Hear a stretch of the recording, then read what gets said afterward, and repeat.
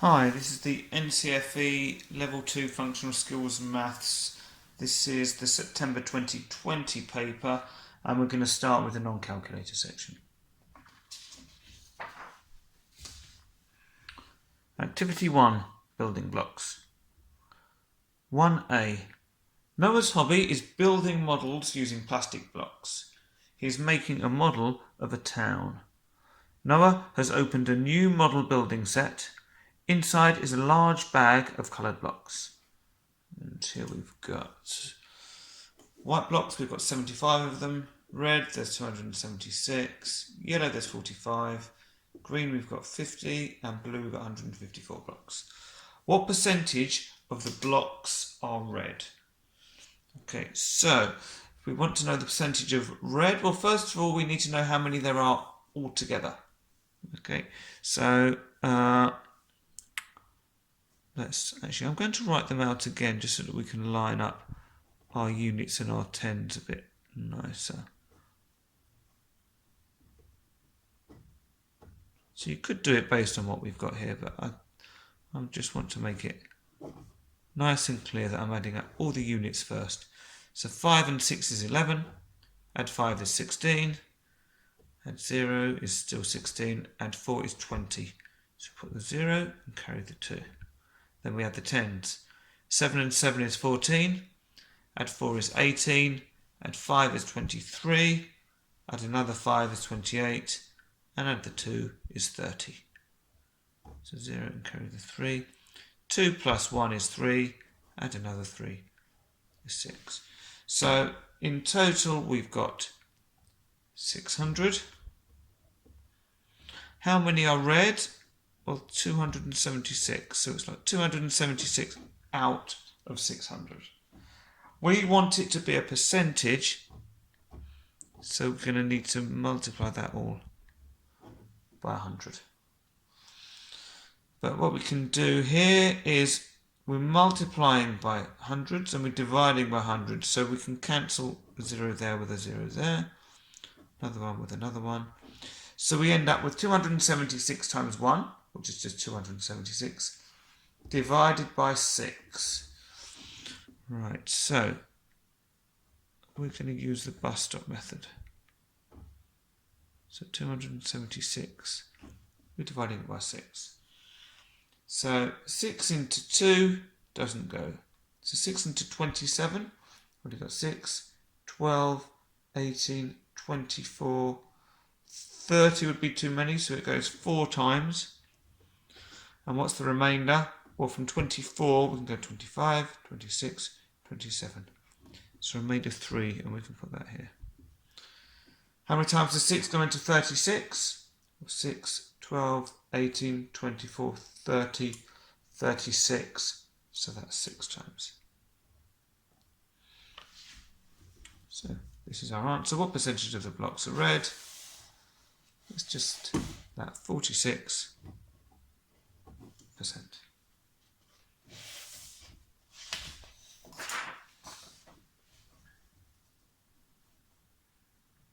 Okay, 1b.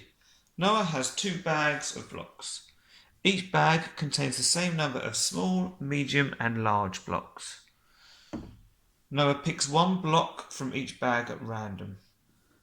The table below shows the possible outcomes, which are all equally likely. Okay. Right, so he could either pick... he picks 1 block from each bag, so he could pick a small from the first bag and a small from the second, or a small from the first and a medium from the second, or a large from the first and a large from the second. So these are all the different combinations. Okay. What's the probability that Noah picks 2 small blocks? Well, first of all, let's look at all the possible outcomes. So we've got 1, 2, 3, 4, 5, 6, 7, 8, 9 possible outcomes. How many of them include 2 small blocks? Well, only this one. So it's going to be 1 out of 9. And we can leave it as a fraction like that.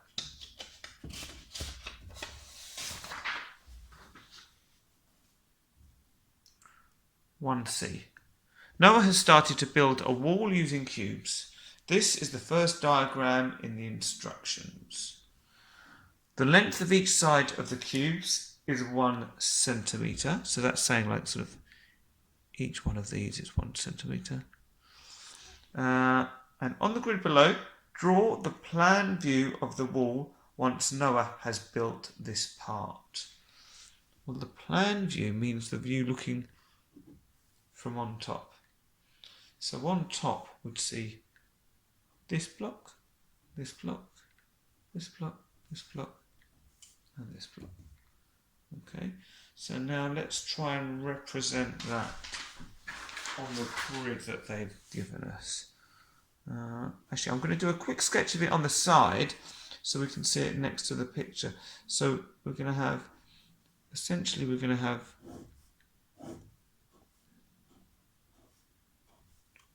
one, two, three, 4 blocks that we'd see, and then we're going to have this one sticking out there. So it's going to be something like that. Now I'm going to draw it a bit more accurately on here, and we can put it anywhere on the grid. And each of these is 1 centimetre, so each one square on the grid is 1 square in real life. And we said we've got 4 squares going across. And we can do the lines in between to show that they're individual cubes. When I'm calling them squares, it's because on the paper they're represented as squares, but of course in real life we know they're actually 3D, and so they're cubes.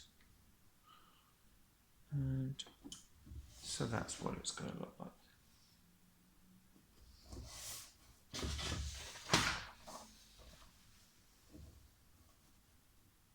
(1D). A statue is 20 metres high and 54 metres wide, and the wide from A to B, so this is the width. Noah is making a scale model of this statue. Noah's model statue is 5 centimetres high. How wide is Noah's model statue? Right, well, we need to work out what our scale is here. Well, we've got 20 metres is represented by 5 centimetres. So if we do 20 divided by 5, 5, 10, 15, 20, that's 4. So what that's telling us is that 5 metres represents, or is represented by 1 centimetre on the model. So we just need to do the same thing with the 54. We need to apply the same scale. So the 20 was divided by, what are we doing? 20 divided by 5 is 4, isn't it? So 4 metres is represented by 1 centimetre. So we need to divide our 54 metres by 4. Okay, because we're saying that every 4 metres in real life is shown as 1 centimetre on the model. Okay, so 54 divided by 4. So let's do this using the bus stop method again. 4 into 5 goes once, and 1 remainder. 4 into 14, we've got 4, 8, 12. So that's 3 times, and remainder 2. Now, because of the remainder 2, the way we can write that is, well, we've got 13, and it's 2 out of 4. So 13 and 2/4. Well, you might notice that 2/4 can be simplified. We can divide top and bottom by 2. So actually this is the same as 13 and a half. If you wanted to do it as decimals, then we know that a half is the same as 0.5. So down here we could put 13.5 centimetres.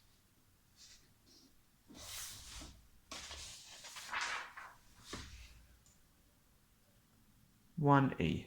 Noah is making a circular train track. he has some curved pieces of track. When he puts them together, the curved pieces will make a circular track with diameter 1,600 millimeters. Okay, and they've done a nice picture for us. The outside length of each curved section is 157 meters. Now let's get to the actual question part, which is here. How many curved pieces does Noah need to make the whole circle? Right, so how many curved pieces? And they're telling us to use pi equal to 3.14. Right, so let's go back on here. So, really, what we're looking at this as a circle, but because we know the outside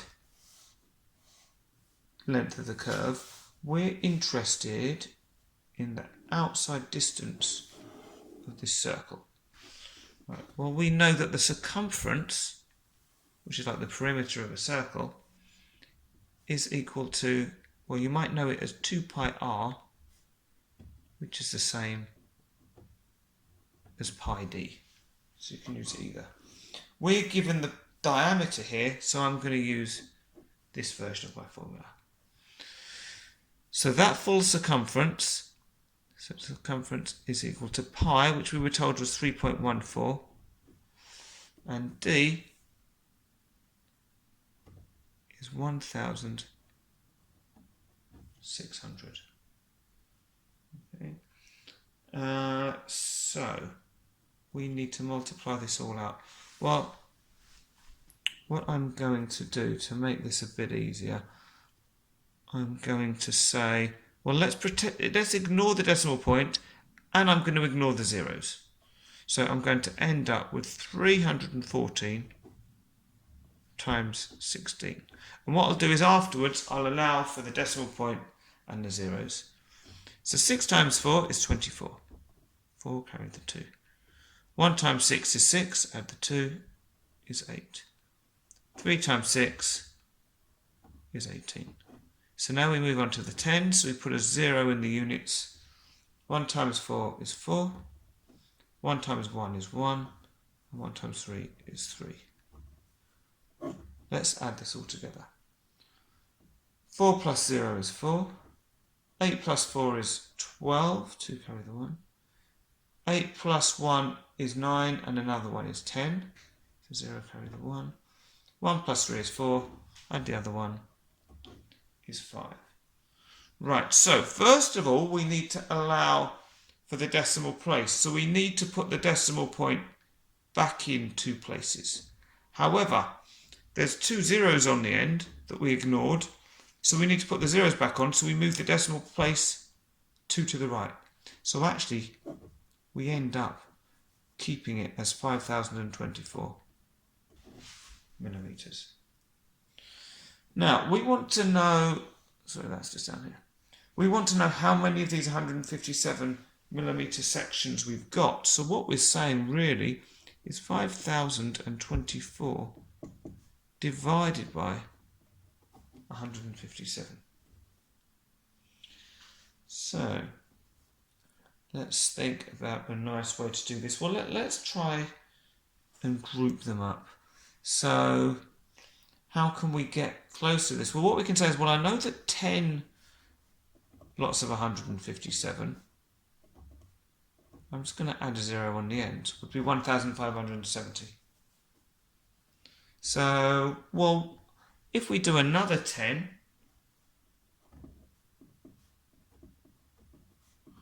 it's going to be 1,570 again. So let's add these up as we go. So if I'm going to do like a sort of cumulative total. So with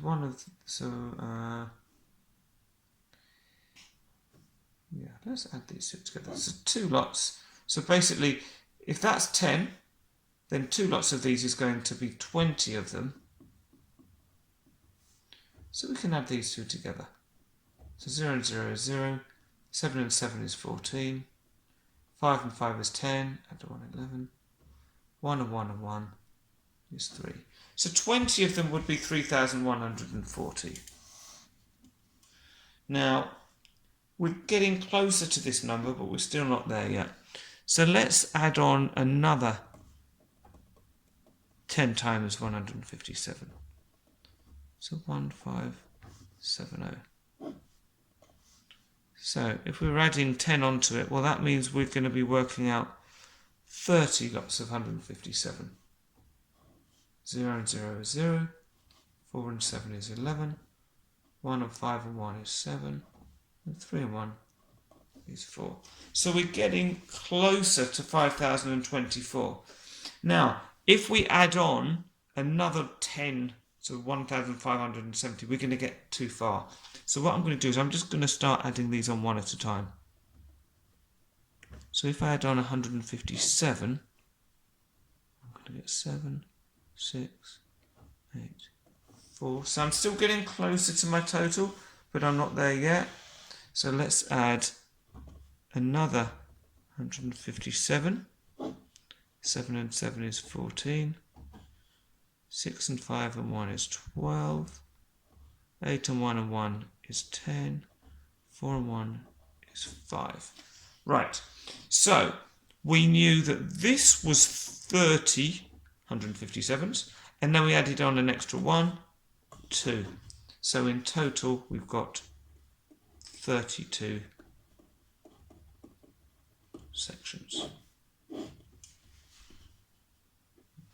So feels like we're sort of going around the houses a little bit, but because you can't use a calculator for this, you need to do some sort of method like this, because we're not going to be able to do a nice tidy sort of division with a 3-digit number there.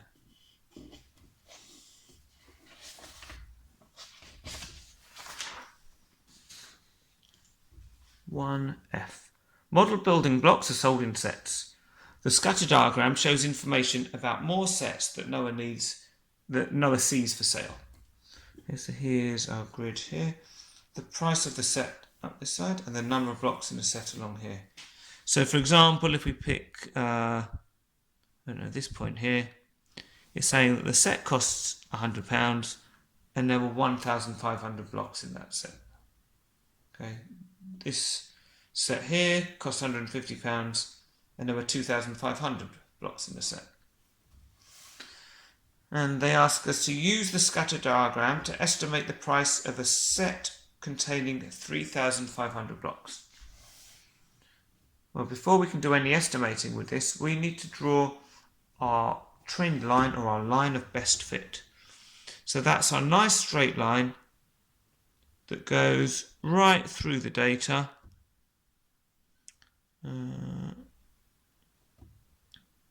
We want it to follow the overall pattern, and we want there to be roughly the same number of crosses above as below the line. So I'm going to do something like this. Okay, that looks all right to me. And we want to estimate the price of a set containing 3,500 blocks. Well, 3,500 is here. So if I draw a line up and then a line across, where's that going to bring me out? About here. Right, so if this is 150, that's 200. So each of these little blocks must be worth 10. So 160, 170, £180. So we can pop that in there.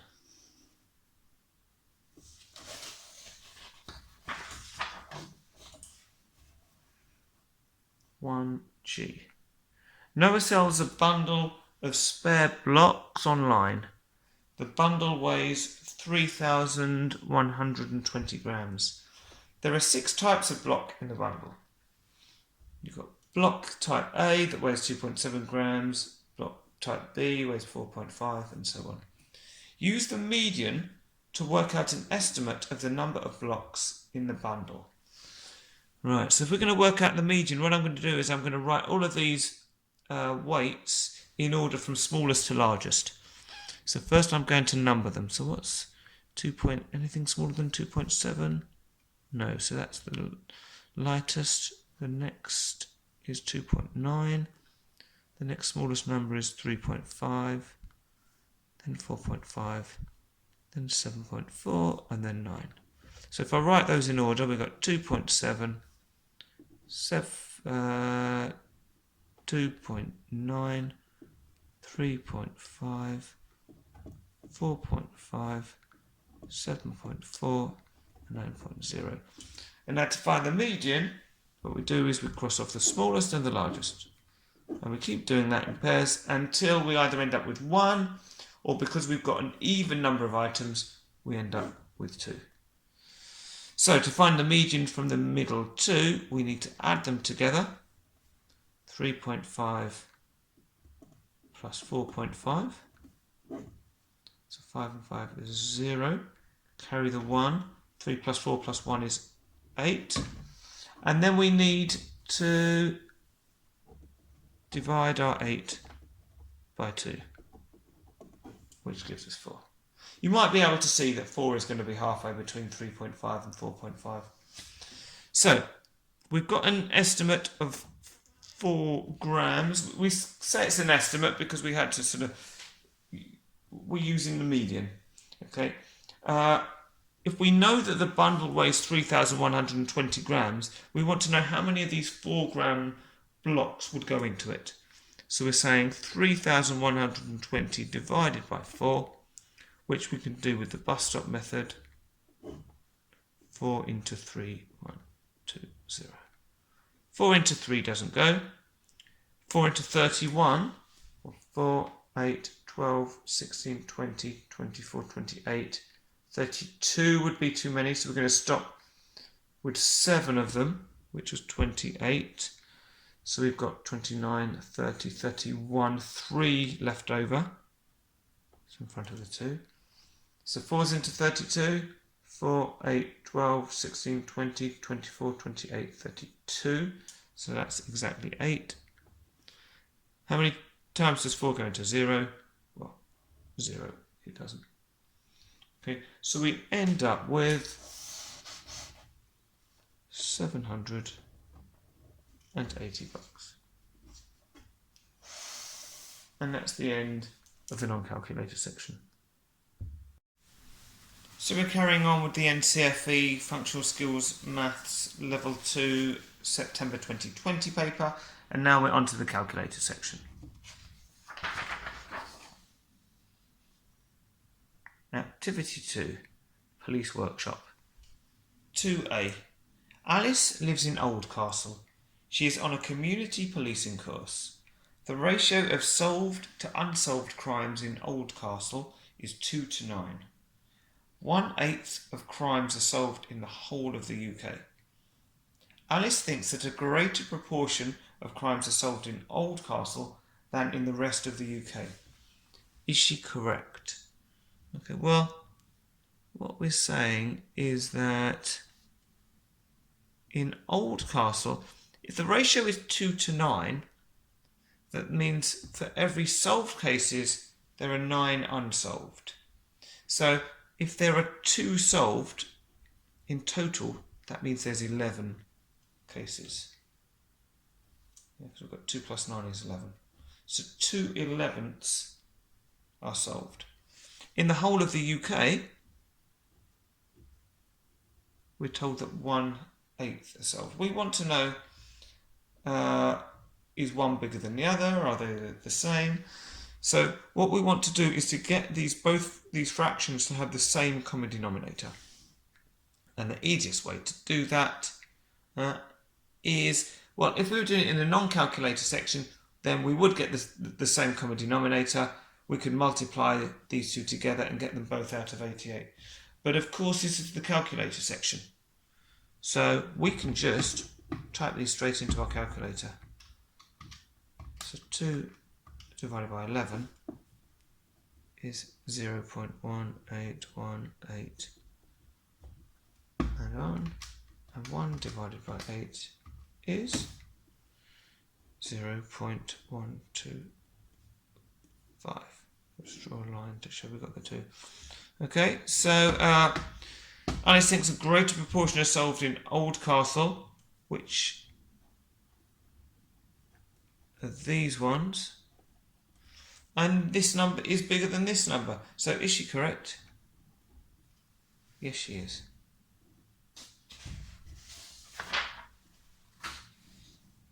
(2b). The value of items stolen in Oldcastle has increased by 8% each year. The value of stolen items in 2017 was 1.7 million. What was the value of items stolen in 2019?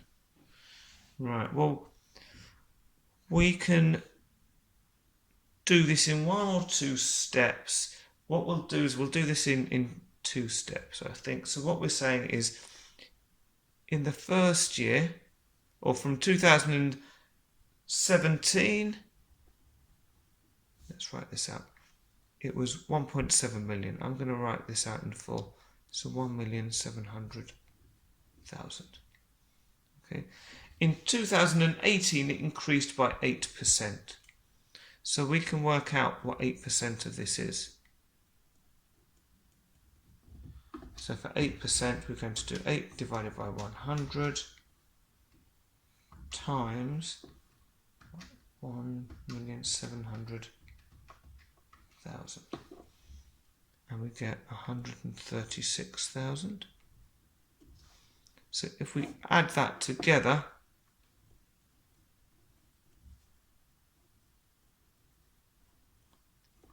that means that in 2018, there was 1,836,000 worth of items stolen. Now, for 2019, we need to do the same again. We need to work out another 8%. So, again, we're doing 8 divided by 100.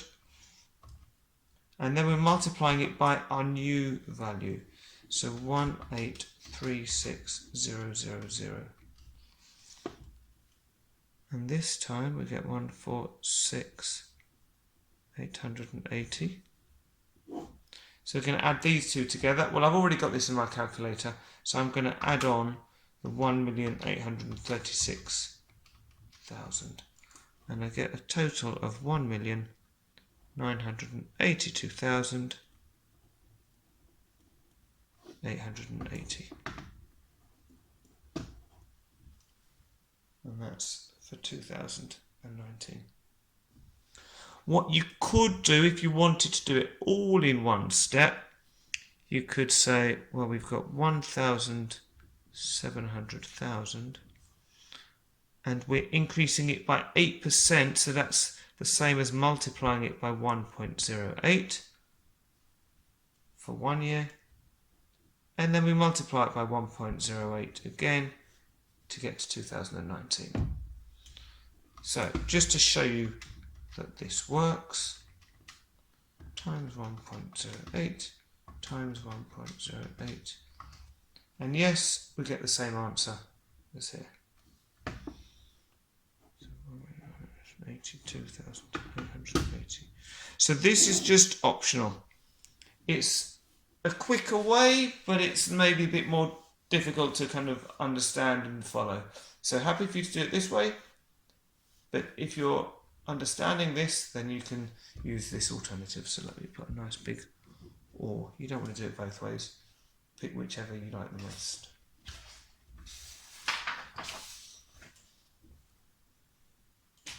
Okay, 2C. Alice attends a workshop about home security. The tutor tells the group about a house burglary. The police found a footprint in the garden. They used a coordinate grid to record where it was. There's our cross. And we're told, what are the coordinates of the point marked by cross? Right, well, for our coordinates, we always go across first. So we've got -3. And then we go up. So if we read across, we've got 4. Now, for it to be a coordinate, we do need the brackets and we do need the comma in the middle. So we need it written exactly like that.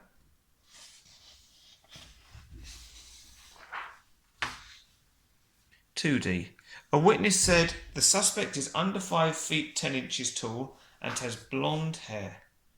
Alice is shown 15 photographs. So 3 people were blonde and under 5 feet 10. 6 people were not blonde and under 5 feet 10.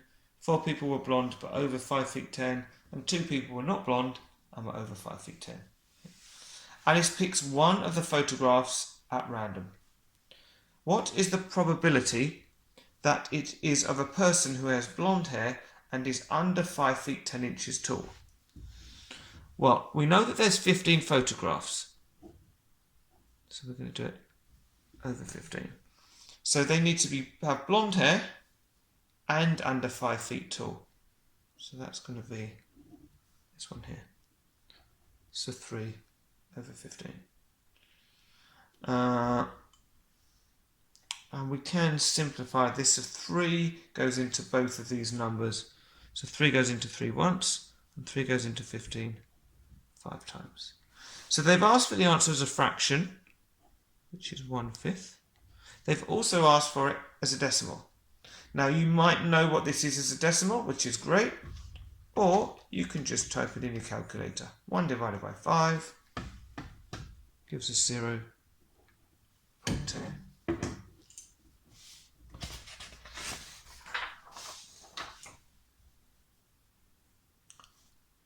At 20:40, a witness saw the suspect entering the park at gate A, down here.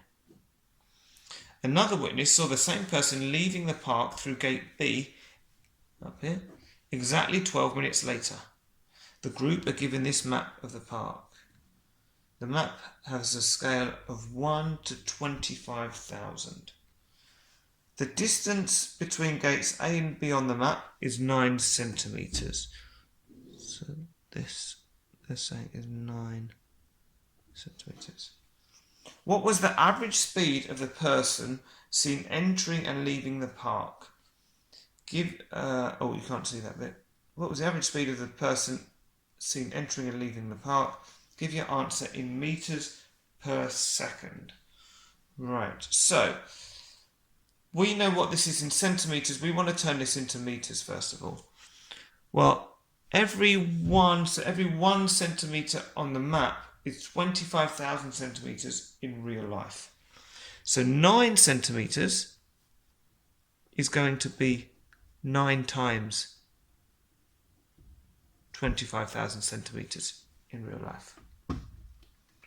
So 9 times 25,000 gives us 225,000. That's centimetres. But we want meters per second, so we need to turn this into meters. Well, I know that there are 100 centimetres in 1 metre. So I'm going to divide this by 100. And I can do it on my calculator, or I can just top 2 zeros off. So that's going to be equal to 2,250 metres. Okay, now we want meters per second. At the moment, we know that this distance took 12 minutes. So, I'll do this up here. To turn it into seconds, we know there are 60 seconds in a minute. So 12 times 60, well, we can do it with the calculator, or we can say 12 times 6 is 72. Add the 0. So that's seconds. Right, so if we're trying to find the speed, we can put these two together. So meters per second. So that's the meters, 2,250 per second. So divided by the seconds. So 2,250 divided by 720. And we get 3.125 meters a second.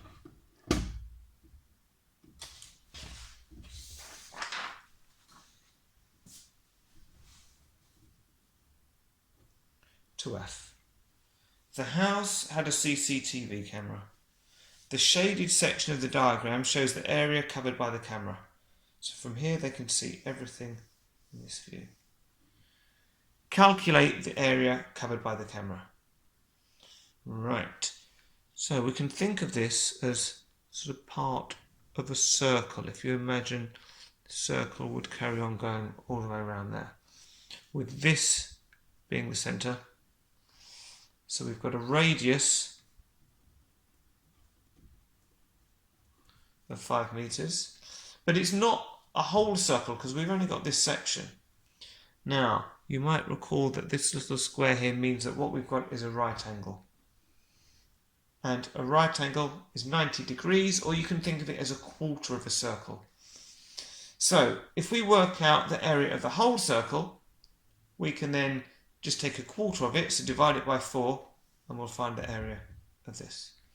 So, area of a circle is pi r squared.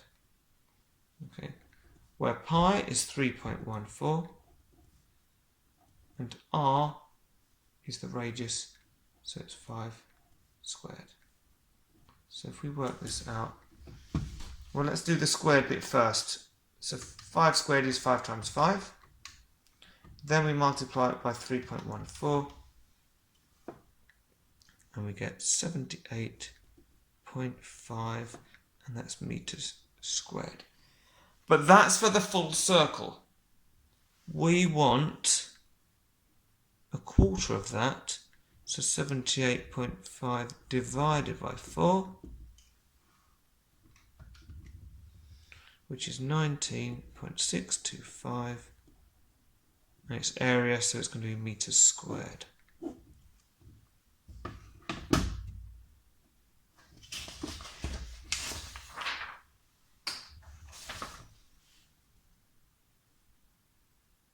(2G). Alice has a digital picture of the burglar from the CCTV camera. The size of the print is 5.5 inches by 3 3/4 inches. And we've got a little rectangle showing that here. Alice enlarges the picture by doubling both the width and the length. She wants to print the enlarged picture onto one side of A4 paper. A4 paper is 21 centimetres wide and 29.7 centimetres long. Will the enlarged picture fit onto one side of A4 paper? Show how you decide, and they told us to use the conversion that 1 inch equals 2.54 centimetres. Right, well, first thing we're going to do is we need to do a couple of things. We need to double these values because she's doubling both the width and the length, and then we're going to have to convert the inches into centimetres. Okay, but let's do the doubling first. So 5.5 inches. Now I know 5.5 is 5.5, but if I wasn't sure about that, I could do the halves first. So 1 divided by 2 to get the half, and then add on the 5. So 5.5. So multiply that by 2. So 5.5 times 2 gives us 11 inches. Now for the width, again, if I'm not sure, I can say 3/4, 3 divided by 4, and that will give me it as a decimal, and then add on the whole number, the 3. So I've got 3.75, and I'm doubling that, so multiplying it by 2, and I get 7.5 inches. Okay, now this isn't an area question, so we're not going to multiply anything together. We're interested in knowing whether, in looking at the dimensions separately. Right, so we've got our dimensions of the enlarged picture in inches. We need to convert those into centimetres now. And we can do that by multiplying by 2.54, because we're told that every inch is 2.54 centimetres. So both of these we're going to multiply by 2.54. So 11 times 2.54 gives us 27.94, and that's now in centimetres. And the 7.5 times 2.54 is 19.05 centimetres. Okay. Well, the 27.94, well, that's less than the size of the paper, so that's good. And let's compare the width as well. So 19.05, well, that's less than 21. So, yes, it will fit. If either of these were larger, then that's it, that would rule it out. But both of them are smaller than the size of the paper, so that's absolutely perfect.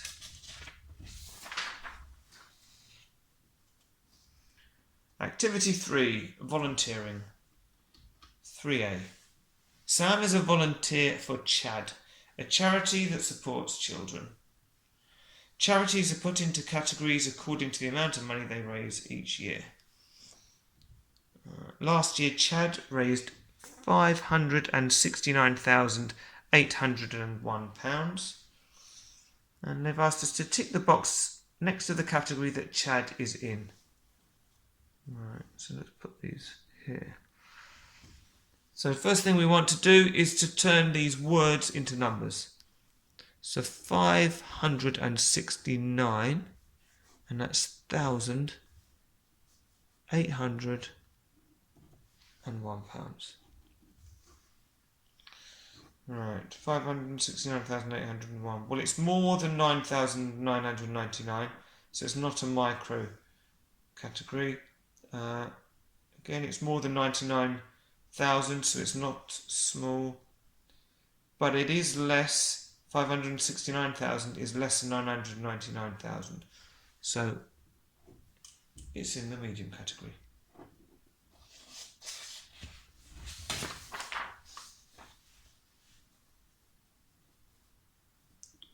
(3b).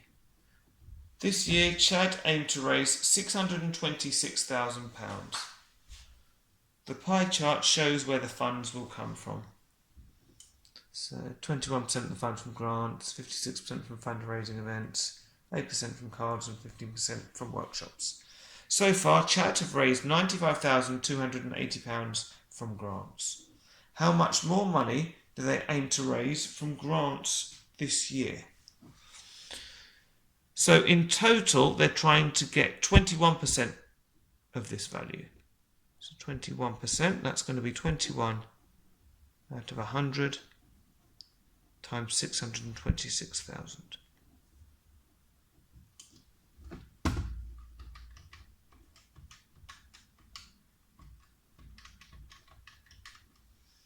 And that gives us £131,460 that they're expecting to get from grants, or raise from grants. They've already raised 95,280.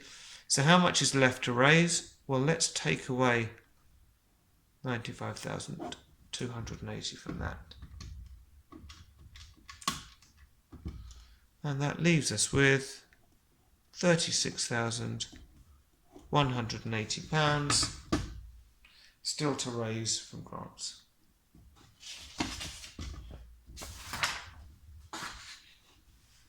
Sam asks friends and family to sponsor him for a 10-kilometre run. A local business offers to donate 25p for every £10 that Sam raises. In total, Sam raises £2,634.25. This included the money that the business donated. How much did the business donate to Sam? Right. So, because what they've donated is included in here, this makes this question a bit trickier. So what we want to think is, well, let's try and work out what 25p is as a percentage of £10.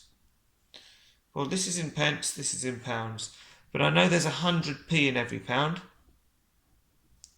So £10 is going to be 1000p. So if we work out 25 out of 1,000, and then let's turn it into a percentage by multiplying it by 100. In fact, we can cancel the zeros. We're just going to have 25 divided by 10, which is 2.5%. So the local business is adding on an extra 2.5%. So that means that the £2,634.25 represents 102.5%. Because 100% would be how much he actually raised, and then the 2.5% is the extra bit that the business has added on. Okay, so we want to find out just what the 2.5% bit is. Okay, so the way to do that is to take our £2,634.25, divide it by 102.5. That's going to tell me how much 1% is, and then we're going to multiply it by the 2.5.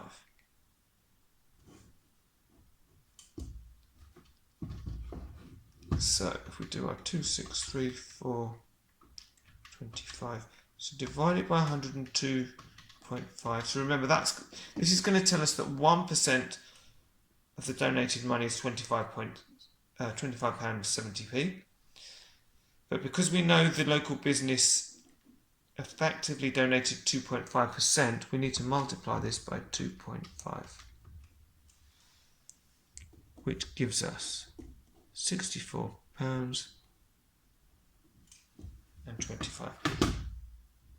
Oh, I put equals here, then I did it up there.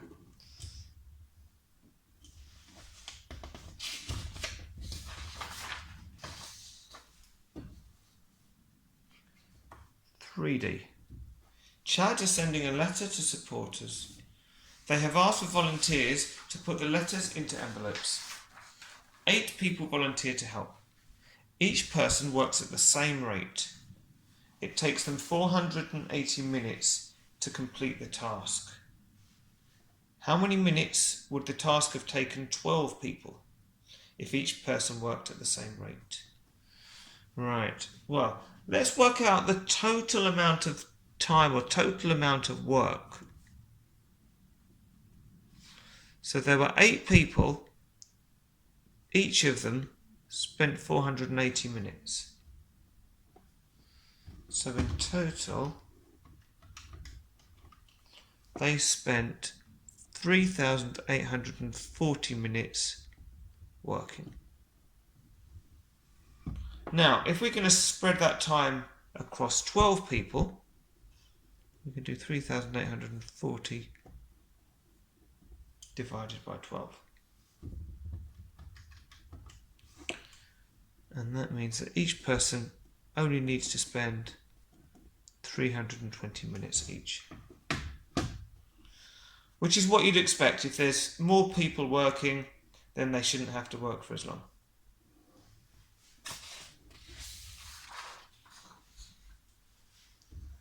.3e. Some people donate to Chad by giving a one-off donation.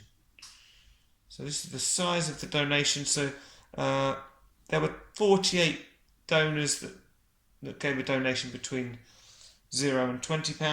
146 donors gave between £20 and £40, and so on. And in total, there were 300 donors. Other people donate by paying regular amounts. Last year, Chad had 150 of these regular donors who donated £7,500 in total. Sam works out an estimate for the mean of the one-off donations last year. He compares this with the mean for regular donors last year.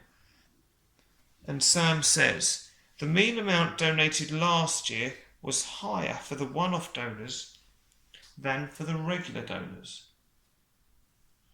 And if we turn over, the question is simply, is Sam correct? Right, 4 marks for this. So we need to work out the mean of the one-off donations and the mean of the regular donations. Okay, so let's start off with the one-offs.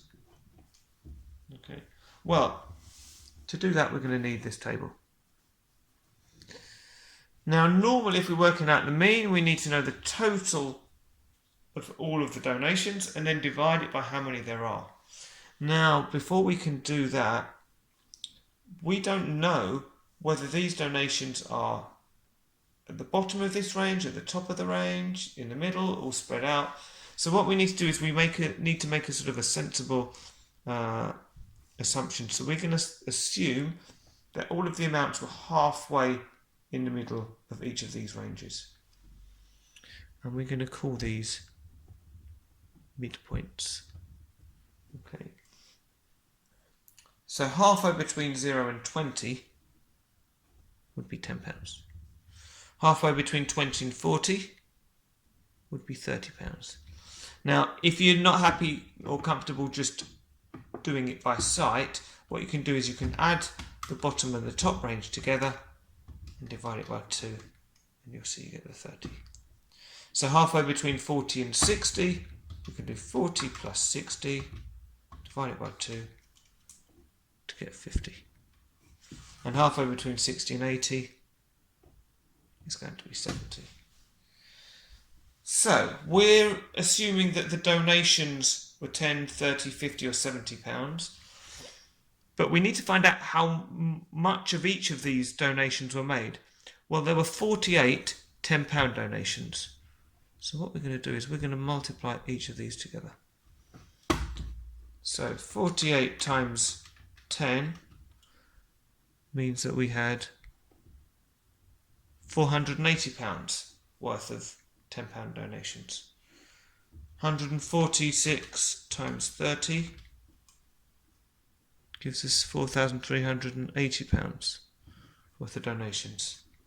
74 times 50 gives us 3,700, and 32 times 70 gives us 2,240. So if we add all of these up,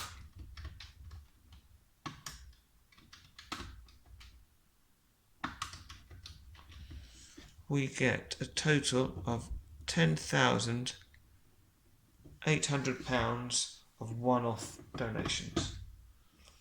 Okay, so 10,800, and we know that there were 300 of those. So if we divide it by 300, then we'll get our mean, which means that the mean donation for one-offs was £36. Now we also need to work out the mean for the regular payments. Now with these, we know that in total £7,500 was given, and there were 150 of those regular donors.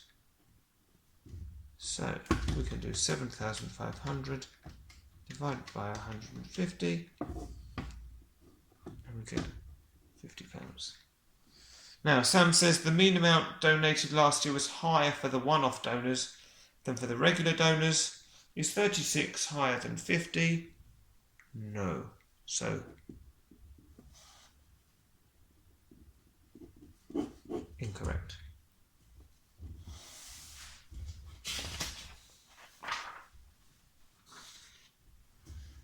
(3F). Kay and Mo are employed by Chad as fundraisers. They are given targets. Kay must raise funds of at least 3 2/5 times her salary. Mo must raise funds of at least 10/3 times her salary. Which is larger, 3 2/5 or 10/3, 10/3? Right, so we've got one mixed number and one improper fraction. What I'm going to do is I'm going to turn them both into improper fractions, because then I can just plug them into my calculator. So to turn 3 2/5 into an improper fraction, we do the whole number times the denominator. So 3 times 5 is 15. Add on the numerator, 17. And keep the denominator as it is. So if we type that in our calculator, 17 divided by 5, we get 3.4. Now if we do the same with 10 over 3, we get 3.333, keep going on. So which is larger? Well, it's this one here. So the larger one is 3 2/5.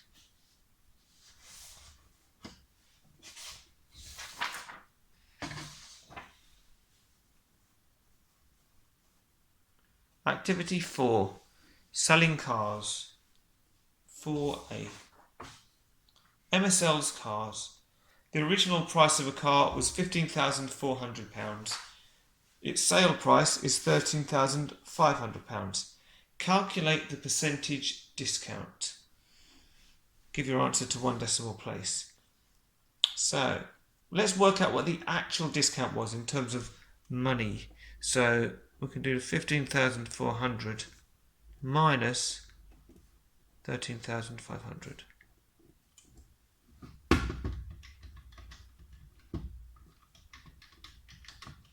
And we get £1,900. So if we want the percentage discount, we need to take our discount and divide it by the original amount. So the 15,400. And if we're making it a percentage, we need to multiply by 100. So 1,900 divided by 15,400, then multiply it by 100 to get a percent, and we want it to one decimal place. So the first 3 is our first decimal place. This is our next decimal place. It's less than 5, so we can just keep it as 12.3%.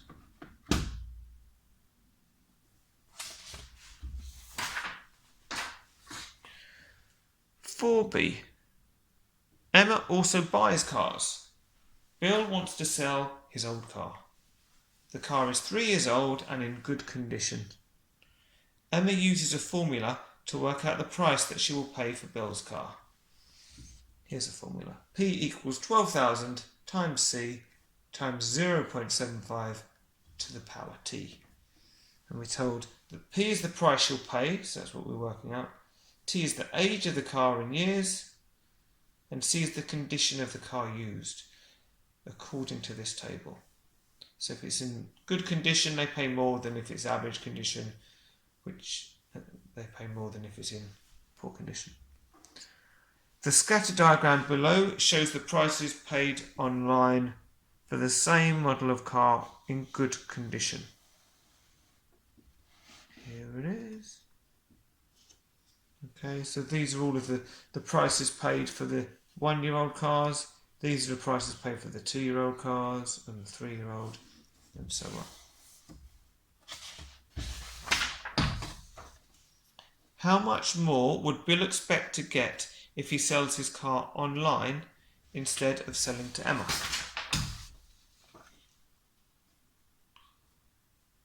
Right, so first of all, let's use our formula then. Right, so this is the price Emma would pay. So it's going to be 12,000 times, and we're told that it's in good condition. So our value for C is going to be 0.9. And then 0.75. Now his car is 3 years old. So it's going to be 0.75 to the power 3. Okay. Now I'm going to assume that you have not got a scientific calculator. If you have, you can do the power 3 easily. If not, if you've got a simple calculator like this, you need to do this bit first. So 0.75 to the power 3 means 0.75 times 0.75 times 0.75. And then we can multiply by 0.9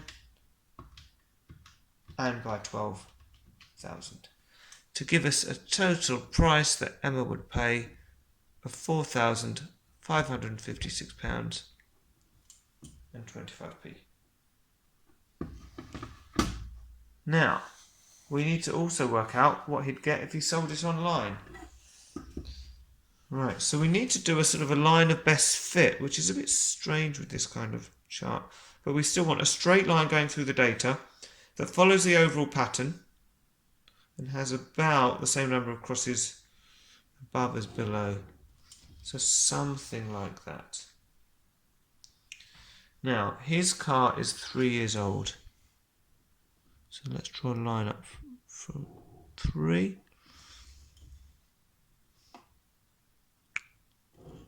And that comes out here. Now, the difference between 8,000 and 10,000 is 2,000. And we've got 5 squares in there. So if we divide it by 5, so 2,000 divided by 5, we get 400. So each of these small squares is worth 400. So if we start at 8,000, up 1 would be 8,400.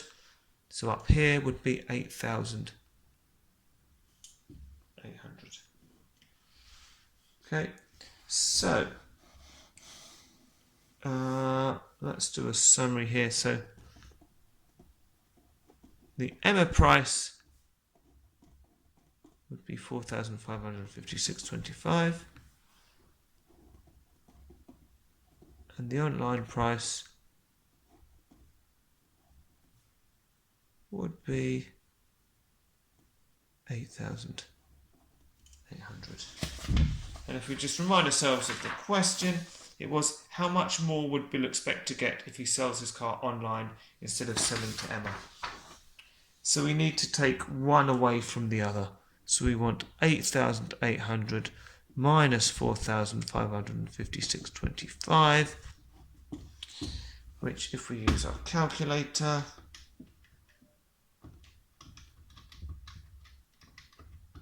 we get £4,243.75.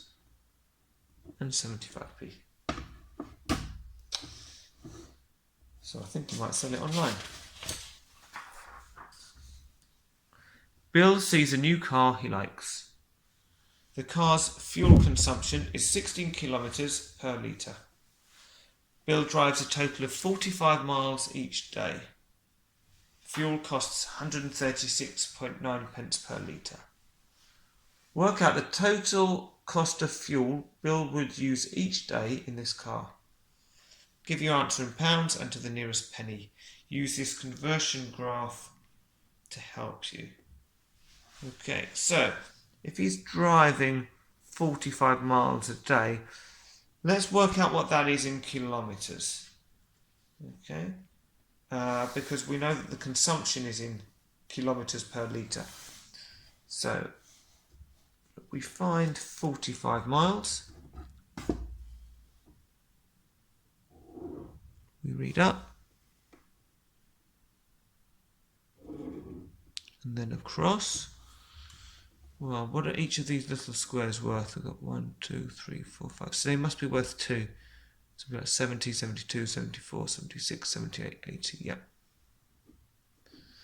So we've got 72 kilometres. Now, if its fuel consumption is 16 kilometres per litre, he's using 70, or he's driving 72 kilometres each day. So let's do the 72 divided by 16. That's going to tell us how many litres he's using. So that means 4.5 litres. Now the price is 136.9 pence per litre, so we can multiply this by 136.9.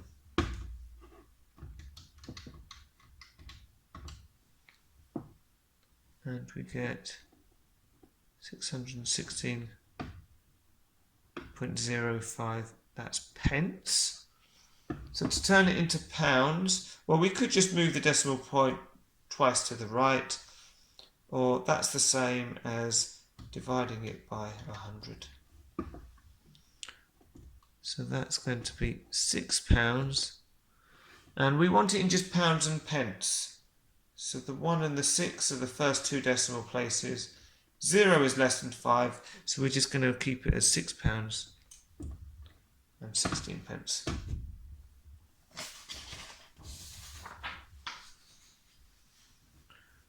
(4D). Emma employs Hans. She pays Hans a bonus when he sells a car. The bonus is 1.5% of the price of the car.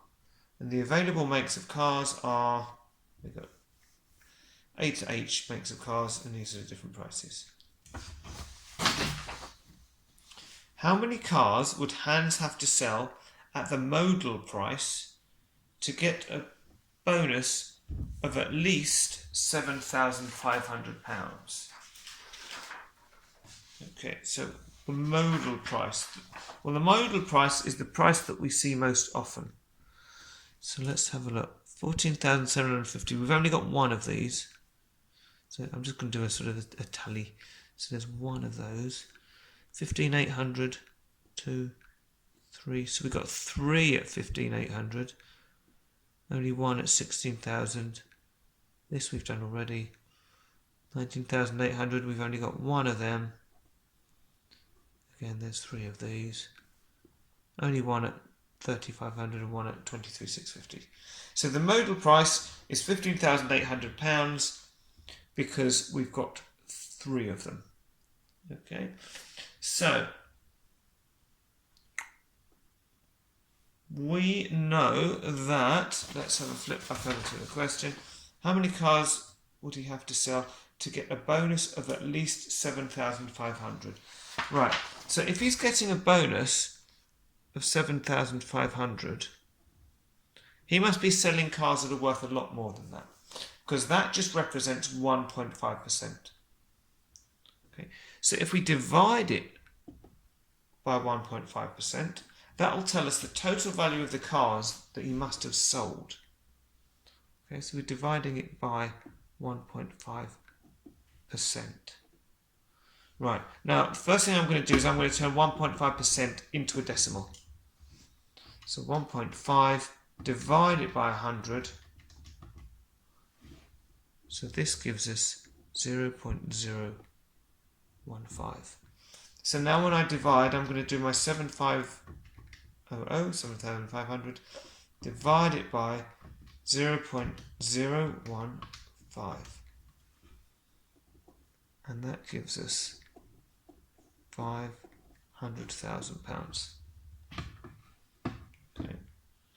So that's the value of the cars he'd have to sell to get a bonus of 7,500. Now, how many cars would he need to sell to get up to this? Well, we're using the modal value, so we're going to divide that by 15,800.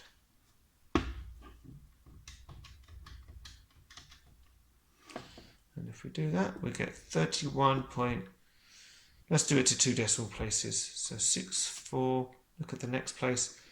It's 5, so we need to round this one up. So it's going to be 31.65. Now, you can't sell 31.65 cars. People tend to want to buy a whole car. So if we only sold 31 cars, it's not going to be enough. So we're going to have to go up to the next. So, therefore, needs to sell 32 cars. And that's the end of the paper. So, hope you found it helpful. If you did, please like, leave comments, subscribe to the channel so that you then get notified every time I add another video. And yeah, just keep on liking, commenting, and hope to see you again soon. Thank you very much.